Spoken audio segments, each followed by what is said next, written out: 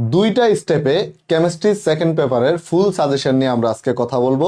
দুইটা স্টেপের জন্য বললাম যে ধরো তোমার পড়াশোনা আইসিইউতে আছে, লাইফ সাপোর্টে আছে, বইয়ের সাথে তোমার কোনো সম্পর্ক নাই, সামনে টেস্ট পরীক্ষা, তোমাকে পাশ করে আসতে হবে অ্যাটলিস্ট। তো পাশ করার জন্য অ্যাটলিস্ট কোন কোন টপিকগুলো তোমার পড়ে যেতেই হবে বা অ্যাভয়েড করা পসিবল না, ওইগুলা নিয়ে আমরা একটা স্টেপে কথা বলবো। আর ধরো তুমি পড়াশোনার সাথে মোটামুটি কানেক্টেড আছো, তুমি আরো ভালো করতে চাও, সেক্ষেত্রে তোমার আরো কোন কোন বিষয়গুলো পড়া লাগবে, এই দুইটা স্টেপ অ্যানালাইসিস করে আমরা হচ্ছে কেমিস্ট্রি সেকেন্ড পেপারে একটা ফুল সাজেশন দিব। তো চলো আমরা একটা একটা চ্যাপ্টার করে শুরু করি। প্রথমেই আসো পরিবেশ রসায়ন। পরিবেশ রসায়নে তুমি দেখতে পাচ্ছ এক পাশে অনেকগুলো কোশ্চেন লেখা আছে। এই কোশ্চেনগুলো হচ্ছে তুমি প্র্যাকটিস করবা, ঠিক আছে? এইখানে ধরো পুরো পরিবেশ রসায়ন জুড়েই কোন কোন টপিকগুলো ইম্পর্টেন্ট, কোনটা বেশি ইম্পর্টেন্ট, কোনটা কম ইম্পর্টেন্ট, বিভিন্ন সময় বোর্ডে কোন কোন জায়গা থেকে প্রশ্ন আসছে, সবগুলো অ্যানালাইসিস করেই এই প্রশ্নগুলো দেওয়া। এগুলো বিভিন্ন বোর্ডে আসে প্রশ্ন। সো এইগুলো যদি তুমি পড়ো তাহলে দেখবা যে ম্যাক্সিমাম টপিক তোমার কভার হয়ে গেছে। অর্থাৎ তুমি যদি বইয়ের সাথে হালকা পাতলা পড়াশোনার সাথে কানেক্টেড থাকো, এগুলো পড়তে তুমি প্যারা খাবা না, এগুলো হয়ে যাবে। এবং এগুলো পড়লে তোমার যেখান থেকেই প্রশ্ন আসুক তুমি পারবা। কিন্তু ওই যে তোমার পড়াশোনা যদি আইসিইউতে থাকে তাহলে কিছু টপিক তোমার মাস্ট দেখে যেতে হবে, মাস্ট দেখে যেতে হবে। যেমন পরিবেশ রসায়ন থেকে সব থেকে বেশি প্রশ্ন আসে, তুমি যদি অ্যানালাইসিস করো, সব থেকে বেশি প্রশ্ন আসে ডাল্টন থেকে। ডাল্টন, এরপরে হচ্ছে প্রশ্ন আসে তোমার গ্রাহাম। গ্রাহাম, ওকে।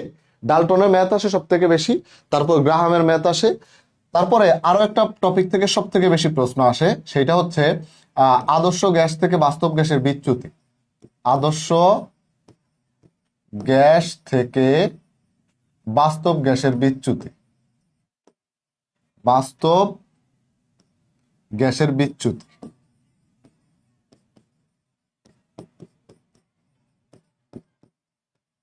বাস্তব গ্যাসের বিচ্যুতি, ওকে। এরপরে এইখানে তুমি আর দুইটা জিনিস অ্যাড করবা, সেটা হচ্ছে গ্যাসের গতি তত্ত্ব। এখান থেকে একটা প্রশ্ন আর পসিবিলিটি অনেক হাই। গ্যাসের গতি তত্ত্ব এবং এবং গ্যাসের গতি তত্ত্ব, এর সাথে আর কি দেয়া যেতে পারে, ঘনত্ব রিলেটেড ম্যাথ গুলা খুব ইম্পর্টেন্ট।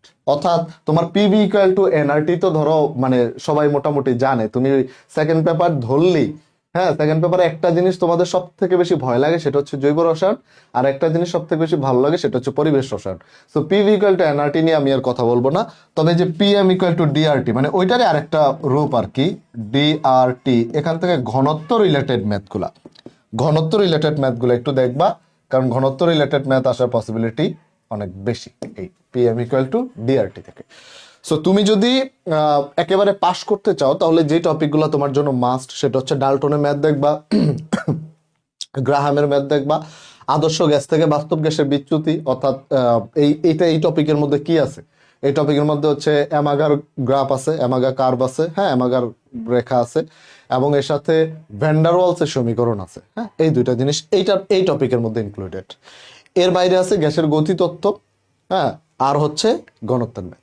এই জিনিসগুলা করলে হোপফুলি আমরা পাস করে আসতে পারবো। আর এগুলার পাশাপাশি যদি এগুলা করতে পারো, এই যে এখানে যে প্রশ্নগুলা দেওয়া আছে, এখানে যে প্রশ্নগুলা দেওয়া আছে, এগুলা করতে পারো, তাহলে হোপফুলি তুমি এখান থেকে যে প্রশ্নে আসুক সবই মোটামুটি তোমার পরিচিত হবে, সবই তুমি পারবা। হ্যাঁ, ওকে। এরপরে আসো আমরা চলে যাই পরিমাণগত রসায়ন। পরিমাণগত, তো পরিমাণগত রসায়নে দেখো এরকম কিছু ম্যাথ দেয়া আছে, কিছু কিছু ম্যাথ দেয়া আছে। এই যে দেখো পরিমাণগত রসায়ন এরকম অনেকগুলা ম্যাথ দেয়া আছে। এই ম্যাথগুলা যদি করো, দেখো 3টা পেজে দেওয়া আছে। এই যে 1টা 2টা 3টা, 3 পেজে ম্যাথগুলা দেয়া আছে। আমি তোমরা করবা, এই ভিডিওটা দেখবা, আমি হচ্ছে পিডিএফটা দিয়ে দিব। পিডিএফটা দিয়ে দিলে, পিডিএফটা অ্যাড করে দিলে তোমরা এখান থেকে এই জিনিসগুলা কালেক্ট করে ফেলতে পারবা, ঠিক আছে, প্রশ্নগুলা। আচ্ছা, এইটা যেহেতু একটা মানে ম্যাথমেটিক্যাল চ্যাপ্টার, পরিমাণগত রসায়ন, তো এখানে আর আলাদাভাবে স্পেশাল কিছু আমি বলবো না। তবে দেখো এখানে মোলের ম্যাথ, সংযুক্তির ম্যাথ, এগুলা তো মোটামুটি একদম কমন, তুমি 9-10 থেকে মোলের ম্যাথ করে আসতেছো। সো এগুলা তো তোমাকে আর আমি সাজেশন দিব না। বাট যেই জিনিসগুলো তুমি এখান থেকে মানে মাস্ট করে যেতে হবে, সেটা হচ্ছে ওই যে ইলেকট্রনীয় সমতা, জারণ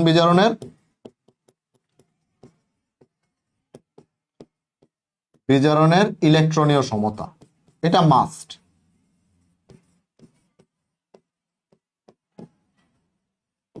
ইলেকট্রনীয় সমতা, হ্যাঁ। এরপরে তুমি দেখবা হচ্ছে প্রশমনের ম্যাথ, প্রশমনের ম্যাথ। কলেজ পরীক্ষা তো, কলেজ পরীক্ষায় ভেজালে কিছু ম্যাথ দেখে যেতে পারো। হ্যাঁ, ভেজালে কিছু ম্যাথ,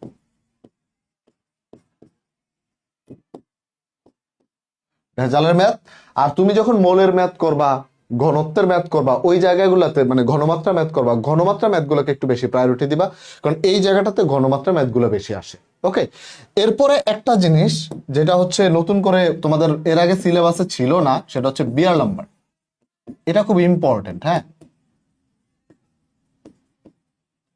বিয়ার নাম্বার এটা এই বছর এর আগে এটা সিলেবাসের বাইরের টপিক ছিল, বাট তোমাদের সময় থেকে সিলেবাসে আসছে, এখান থেকে প্রশ্নের পসিবিলিটি অনেক অনেক বেশি। ওকে, তো এই জিনিসগুলো মাস্ট করবা। এখানে আমি কেন এক্সট্রা কথা বললাম না, কারণ মোলের ম্যাথ বা হচ্ছে সংযুক্তির ম্যাথ তুমি 9-10 থেকে করে আসছো, তো এটা থেকে আসলে সাজেশন দেওয়ার কিছু নাই। আরেকটা জিনিস করতে পারো, সেটা হচ্ছে আয়োডোমিতিটা পড়তে পারো। আয়োডোমিতি,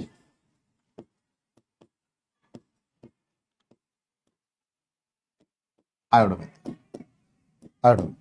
মোলের ম্যাথ করাই নাই মানে সাজেশন দেই নাই, তার মানে ওইখানে ওইখানে যত ধরনের ম্যাথ আছে, ধরো যে স্টয়কিওমেট্রি ম্যাথ, হ্যাঁ, বিভিন্ন ইকুয়েশন থেকে ম্যাথ, ওই জিনিসগুলো কিন্তু ওর মধ্যেই।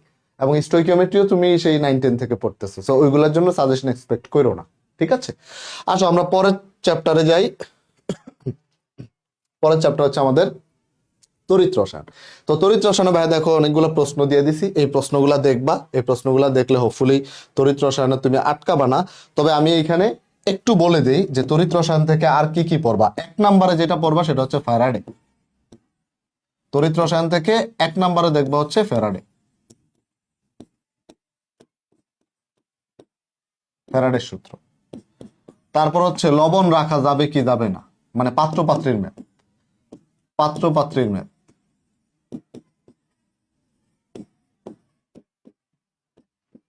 পাত্র পাত্রীর ম্যাথ মানে লবণ রাখা যাবে কি যাবে না, অমুকের পাত্রে তমুকের লবণ রাখা যাবে কি যাবে না।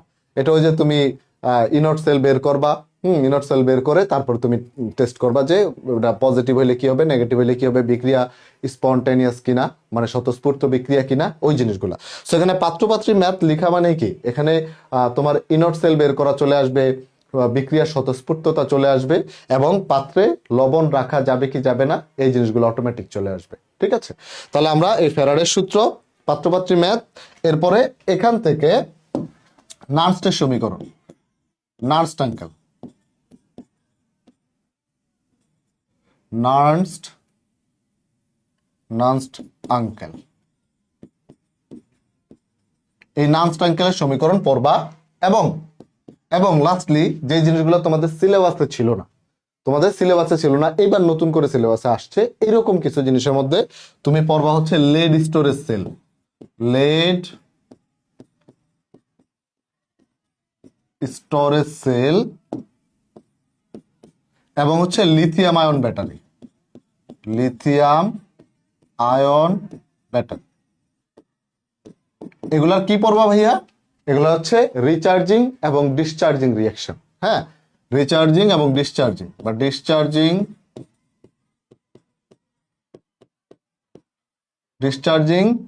And recharging reaction, recharging reaction, reaction এখানে যে কোনো একটা শিখলে হয়। তুমি ডিসচার্জিং শিখলে দেখবা রিচার্জিং হচ্ছে ডিসচার্জিং এর ঠিক উল্টা, একটা শিখলে আর একটা অটোমেটিক পারা যায়। ওকে, সো এই জিনিসগুলো যদি পড়ো তাহলে পাস করে আসতে পারবা। আর সবগুলা জিনিস যেগুলো ভাইয়া দিয়ে দিছি এখানে দেখো, এগুলা যেগুলা দিয়ে দিছি এগুলা যদি তুমি পড়ো, অ্যানালাইসিস করো, তাহলে দেখবা যে ইনশাল্লাহ সবকিছুই পারবা। ঠিক আছে, সবকিছুই পারবো। ওকে, এরপরে আসো অর্থনৈতিক রসায়ন। এই অর্থনৈতিক রসায়নটা এটা আসলে সিলেবাসে ছিল না, এবছর সিলেবাসে আসছে। তো এইটার ক্ষেত্রে আমি বলবো যে শুধু বিগত বছরের প্রশ্ন দেখবা, শুধু টেস্ট এক্সামের জন্য শুধু বিগত বছরের প্রশ্ন, বিগত বছর প্রশ্ন দেখলে তুমি দেখবা যে এখানে এই যে ধরো ইউরিয়া, তারপর হচ্ছে তোমার কাগজ, হ্যাঁ, তারপরে তোমার কি বলে এটাকে, এই গ্লাস, এই টাইপের হাতে গোনা 3 থেকে 4টা টপিক থেকে প্রশ্ন আসে। সো এটার জন্য যদি ভালো করতে চাও, মানে তোমার এখান থেকে যা আসবে সবই তুমি পারবা, তাহলে এই যে প্রশ্নগুলা ভাই এখানে দিছি এগুলা দেখতে হবে, এই যে প্রশ্নগুলা দিছি এগুলা দেখতে হবে। ঠিক আছে, আর যদি তোমার মনে হয় যে না আমার এখান থেকে কোনো মতো অ্যান্সার করলে চলবে, তুমি শুধুমাত্র বিগত বছরের প্রশ্ন দেখবা,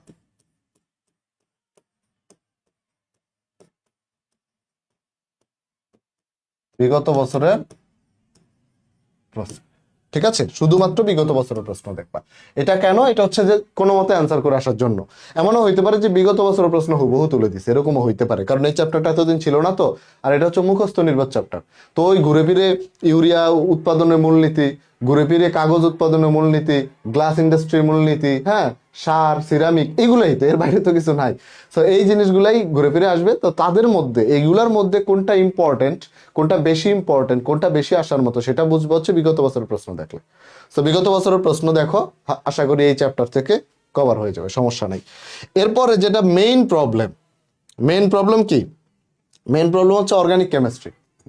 হ্যাঁ, যেটা তোমরা খুব তোমাদের সব থেকে প্রিয় টপিক, অর্গানিক কেমিস্ট্রি, সব থেকে ভালোবাসো তোমরা, তাই না, অর্গানিক কেমিস্ট্রিকে, হোয়াট এভার।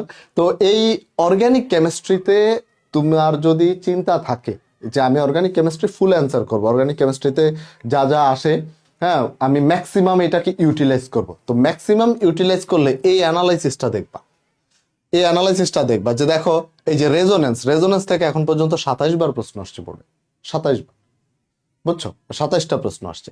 তারপরে মনে করো যে যে সমানুতা থেকে কয়টা আসছে, তারপরে যে দেখো প্রস্তুতি ও বিক্রিয়া থেকে 32টা প্রশ্ন আসছে। তো এইভাবেই অ্যানালাইসিসটা দেখে তুমি বুঝবা যে কোন কোন জিনিসগুলো তোমার সব থেকে বেশি ইম্পর্টেন্ট, ওইগুলোর ইম্পর্টেন্স দিয়ে তুমি বেশি পড়বা।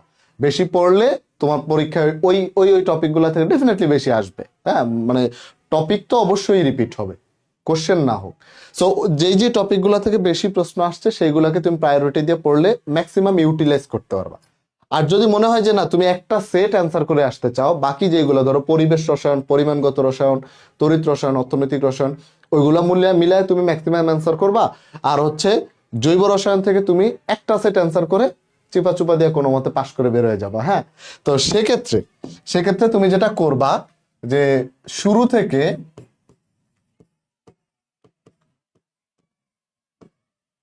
থেকে বেনজিন টলুইন পর্যন্ত পড়বা, শুরু থেকে বেনজিন টলুইন পর্যন্ত পড়বা, ঠিক আছে, শুরু থেকে বেনজিন টলুইন পর্যন্ত পর্যন্ত এইটুকু পড়লে আশা করি এখান থেকে তুমি এক সেট অ্যান্সার করতে পারবা। ওকে। আর যদি মনে হয় যে না, আমি জৈব রসায়নে ম্যাক্সিমাম ইউটিলাইজ করব, যেটা আসলে করা উচিত, কারণ এখন যদি এগুলা না পড়ো পরবর্তীতে বোর্ডে কিংবা অ্যাডমিশন টেস্টে গিয়ে এটার জন্য মানে ভোগান্তি হবে। তো সেক্ষেত্রে এই অ্যানালাইসিসটা দেখে তুমি হচ্ছে সুন্দরভাবে করে দিতে পারবা, কি বলে এটাকে, পরীক্ষার হলে ম্যাক্সিমাম ইউটিলাইজ করতে পারবা। ওকে। তো বাচ্চারা একদম শর্টকাট সাজেশন দিছি, কারণ প্রত্যেকটা চ্যাপ্টার থেকে কিছু কিছু প্রশ্ন তুলে দিছি জাস্ট, এবং এগুলা বিগত বছরে বিভিন্ন সময় বিভিন্ন বোর্ডে আসা প্রশ্নই। তবে এগুলা পড়লে যেটা হবে, ম্যাক্সিমাম টপিক তোমার কভার হয়ে যাবে। সো ওই দৃষ্টিকোণ থেকে এই প্রশ্নগুলো পড়লে তুমি দেখবে অটোমেটিক্যালি তোমার একটা স্ট্রং প্রিপারেশন হয়ে গেছে। আর যদি মনে হয় যে না, আমার এখনো ওই কন্ডিশন নাই, আমি পাস করব, তাহলে ভাই যে টপিকগুলোর কথা বলছি, এবং শুধুমাত্র ওই যে পিডিএফ এর লেখাটা দেখা যায় না, পুরো ভিডিওটাতে কি কথা বলছি কথাগুলো শুনো, কারণ আমি সবকিছু লিখি নাই, অনেক কিছু মুখে বলছি। তো এইগুলা শুনে তারপর ওইভাবে পড়াশোনা করো যেন পাস করে আসতে পারো। ঠিক আছে বাচ্চারা? তো তোমাদের জন্য দোয়া রইলো, শুভকামনা রইলো, ইনশাল্লাহ সবার পরীক্ষা ভালো হবে। সবাই ভালো থেকে সুস্থ থাকো। আল্লাহ হাফেজ।